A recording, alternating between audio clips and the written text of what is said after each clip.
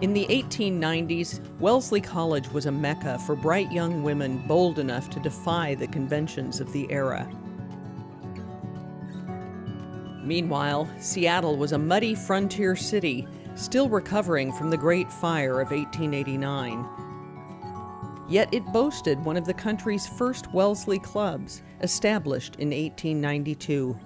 The arduous coast-to-coast journey did not stop a handful of intrepid Northwest women from heading east to Wellesley. Women like Florence Denny Helliker, Dr. Mabel Seagrave, and Grace Worthington Swaby from Quilcene, Washington, for whom Wellesley Peak in the Olympic Mountains was named. Just to go across the country 125 years ago, away from your family, away from everything that you knew, to have this experience that when you came back home, no one would really be able to relate to. I can only imagine what it would be like meeting up with other women who shared that experience. Through the decades, the Washington State Wellesley Club was often a first stop for alumni who were new to the Northwest. So we moved here in 1955 and lived on the east side. It was a wonderful way to get to know people. And as you know, all of the alums are very interesting, vital people. I moved to Washington State in 1969 with my husband and 4 children. This was my 4th move. Boston, Cleveland, big clubs, Ann Arbor, small club, and here I was in Seattle. But it was always a really great way to get to know a new city and a new state. When my late husband died, which was when I was 46, the Wellesley Club just absolutely took over. And it was so surprising and wonderful to me in a way.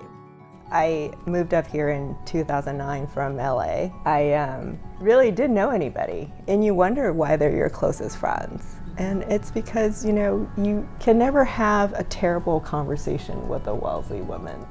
I think that just the welcoming aspect and the brilliance and fascination of the women is wonderful. Hello, everybody. I'm Nasima Sefi, Wellesley College, class of 1991. I'm a women's health physician, a global health worker, a novelist, and it is my deep pleasure and honor to be in conversation with my friend Vivian Sue, who is Wellesley, class of 69, and is a renowned reproductive health epidemiologist. As we moved here in 1981, I began going to Wellesley Club events, and there's something about that Wellesley connection that makes it really easy to start talking with somebody. And you find some point of connection when you start talking with any of the generations, I find. We have about 800 members statewide, and we consider anyone who is an alum who is living in Washington to be a member. Here it feels special when you run into someone, or when you find out that someone has a connection. Janet is my youngest of 3 daughters. By the time she came along and was growing up, I never mentioned the word Wellesley. Probably and she was the one that went.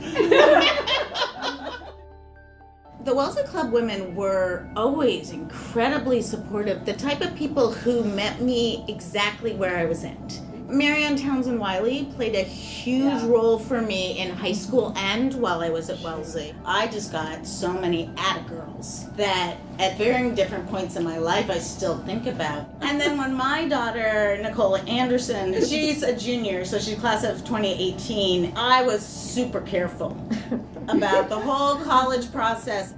You know, I think ours is very much a come-as-you-are club. We certainly have our traditions. I mean, we do fall luncheon and winter tea and spring potluck and summer picnic, and those are our big events. But, you know, it doesn't have to be formal. You know, we don't have to get out the china. We can all just come and have a good time. In the Northwest, that can mean a trip to Alaska to view the Wellesley Glacier, or a trip to the Olympic Mountains to hike to Wellesley Peak. And no one is expected to do it all. Curiosity and passion, that's universal. I mean, I see that with our oldest club members and our newest members. It's just a very Wellesley feeling. I've been an in and out type member, which I think is one of the joys of the group, that when you come back, you're always welcome.